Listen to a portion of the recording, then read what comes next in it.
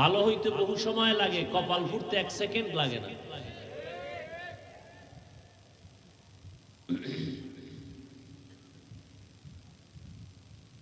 একটু আগে বললাম বয়ান বক্তার বাহাদুরিতে হয় না, আপনাদের মহব্বতে হয়। আসতেছি, ঘুরাইয়ে উঠতেছি, এর মধ্যে আঘাত, এর মধ্যে বাধা।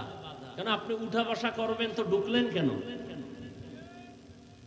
আপনি বাহিরে দাঁড়ায় বয়ান শুনেন, মাইক দেওয়া আছে বহুদূর, ডিস্টার্ব করেন কেন?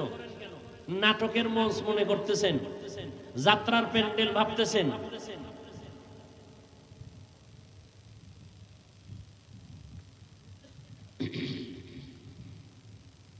রহমতের নবী বলেন, দুইটা জিনিস হেফাজতের জিম্মাদারি যদি নাও, আমি নবী তোমাকে জান্নাতে নেওয়ার জিম্মাদারি নিব। এক, দুই ঠোঁটের মাঝে জিহ্বার হেফাজত করো। দ্বিতীয়, লজ্জাস্থানের হেফাজত করো। এই দুইটা যদি হেফাজত করতে পারো, আমি নবী ওয়াদা দিলাম, চ্যালেঞ্জ দিলাম, তোমাকে জান্নাতে নেওয়ার জিম্মাদারি নিলাম।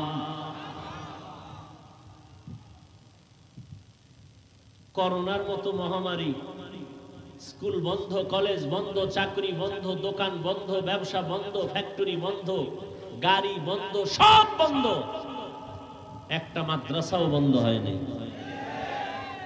এরপরও বুঝবা না যাদের কাছে কোরআন আছে এদের উপর আল্লাহ কতটা খুশি। চাকরিজীবীর চাকরি চলে গেছে, ব্যবসায়ীর ব্যবসা বন্ধ হয়ে গেছে করোনায়, একজন আলেম কোরআনওয়ালা না খায়া মরে নাই। তুমি তো 3টা মাস্ক লাগাইছো, ট্রিপল মাস্ক, করোনা মরবানা। আর এই দেশের হুজুরেরা করোনার শত শত লাশ কাঁধে নিলেন, গোসল করাইলেন, দাফন করলেন, কাফন পরালেন, জানাজা পড়ালেন। তুমি 3টা মাস্ক লাগাইয়া ঘুমাও, কিন্তু তাকায় দেখছো উলামায়ে কেরাম শত শত করোনার লাশ কাঁধে নিল, গোসল করাইল, একজন টুপিওয়ালাও করোনায় মরে নাই। হায়াতের মালিক আওয়ামী লীগ না বিএমপি?